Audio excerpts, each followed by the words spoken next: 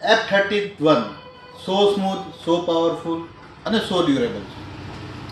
સ્મૂથનેસની વાત કરીએ તો સ્મૂથનેસની શરૂઆત થાય છે પ્રોસેસરથી. ડાયમેન્સિટી 6300નું પ્રોસેસર જે પાવરફુલ પણ છે. સો સ્મૂથ બનાવવા માટે બીજી એક સરસ મજાની સુવિધા આપવામાં આવી છે, જેમાં 4300 સ્ક્વેર એમએમનું વીસી વેપર કુલિંગ ચેમ્બર આપવામાં આવ્યું છે, જે ફોનને હંમેશા ઠંડક રાખશે. સ્મૂથનેસથી આગળ વધીએ. સો પાવરફુલના અંદર હજુ ઉપર જોવા જઈશું તો આપણને જોવા મળશે 72 મંથ્સની ફ્લુએન્સી પ્રોટેક્શન.